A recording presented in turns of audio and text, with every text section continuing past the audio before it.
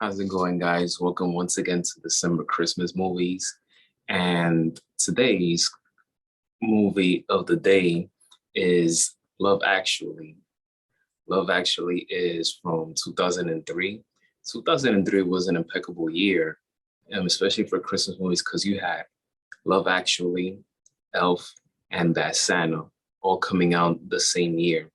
I remember going to the movies to see Elf and Bad Santa, but I had no recollection of Love Actually.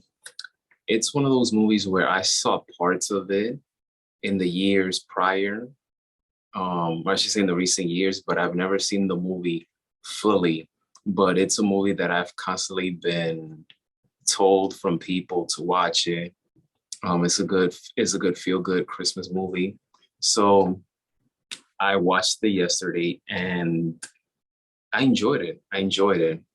Um, it has a very large cast and I have I'm like 50-50 when it comes to seeing a large cast in a movie. It can create some problems from a story standpoint. Love actually reminds me of New Year's Eve in the sense that it's a large cast with recognizable names, recognizable faces, and there's a many different variety of storylines in the movie. And Love actually have a lot of talented actors. We're talking about Emma Thompson, Hugh Grant, Billy Bob Thornton, Keira Knightley, Chiwetel Ejiofor, um, Martin Freeman, Liam Neeson. The list just goes on and on and on. And I just have to say this. In one of my favorite scenes is the wedding scene with Chiwetel Ejiofor and Keira Knightley, and also the after party scene, which is after the wedding. And when I was watching the movie, I hear in the background Wyclef's song "Take Me as I Am," and I loved it so much because "Take Me as I Am" was released in 2003, and it's Wyclef's one of Wyclef's best songs, and it's also an underrated song. And it's funny because I listen to that song almost every single week on YouTube.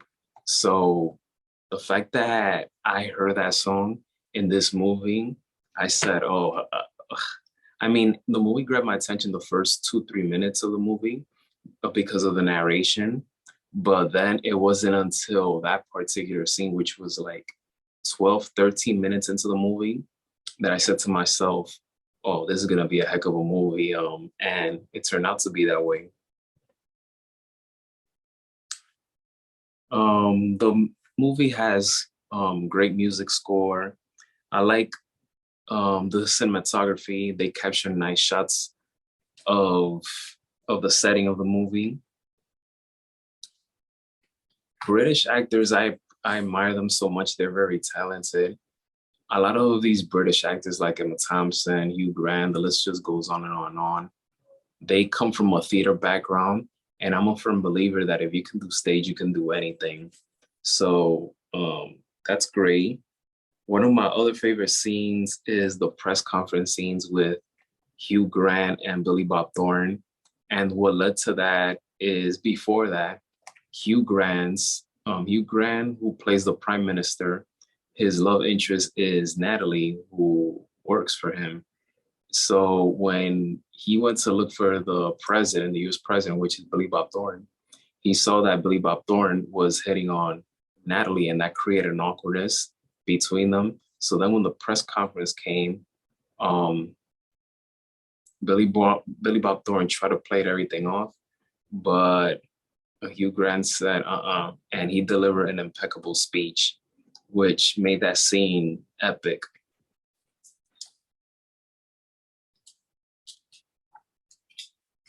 And that's another thing. The storyline of the prime minister and Natalie, I felt that it was well written. It was well built up from start all the way to the end, and I felt like it was very.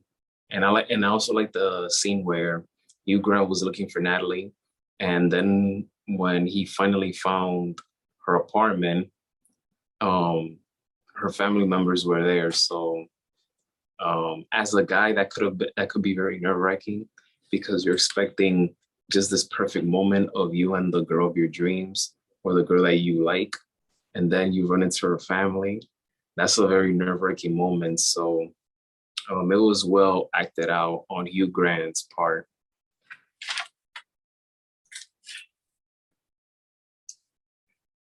Another favorite scene of mine is with the cameraman who worked at the wedding for Keira Knightley and Chiwetel Ejiofor. That scene where he basically shows Keira the shots he took from the wedding, she slowly realized that the camera guy has feelings for her because almost every shot he took was just capturing her, close-ups on her.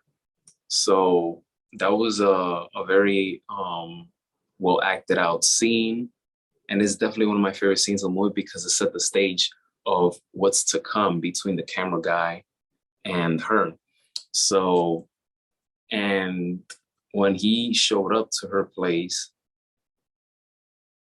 he basically showed like these poster cards, basically describing his feelings for her.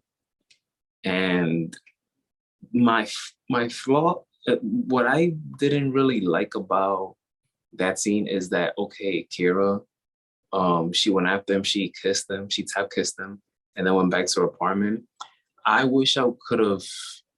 I wish that we could have gotten a scene of her husband saying like, what does he want, or like create like I want to see like an argument or a very serious moment between the husband and the wife because now she's basically cheating on him with the camera guy. So I wish from a writing standpoint, um, we could have gotten a little bit more of that. Um, but yeah, that's my opinion. Also, I wish that in this movie I could have seen Liam Neeson and Emma Thompson were having scenes together because I feel that his character and her character kind of in some sort of ways um blend together.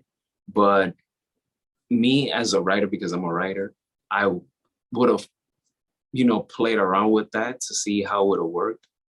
Um, because Liam Neeson in this movie, he's basically the mentor and the stepdad of Sam, the little boy.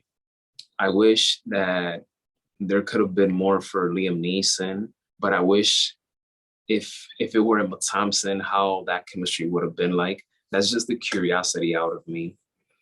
I'm not too fond of Sam running in the airport to find the girl that he likes. I don't know. I'm just not, I wasn't really feeling that scene or that whole storyline of Sam and the girl. But that's just me. Also, I wish I could have seen a backlash of the US president played by Billy Bob Thornton and a scene of a backlash of him hitting on Natalie because if you're the president of the United States, you got to represent a good, clean image.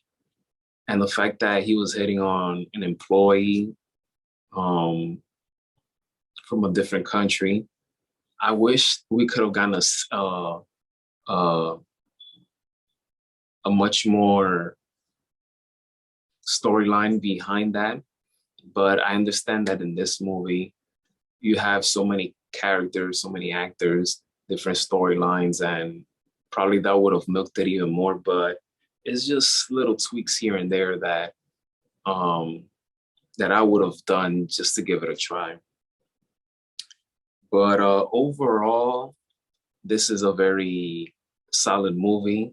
I feel that Love Actually doesn't get much love compared to Home Alone, Elf, A Christmas Story.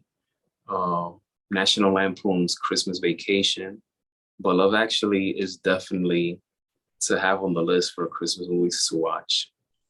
My grade for this film, I would say a 4.2 out of 5. 4.2 out of 5. If you haven't seen Love Actually or you want to rewatch it, it's on Peacock. Take advantage of it. It's a feel good, heartwarming, touching movie.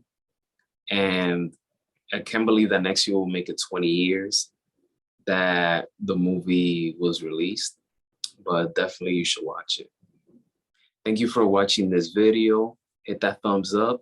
Don't forget to hit that subscribe button. And as always, be safe and may God bless you all.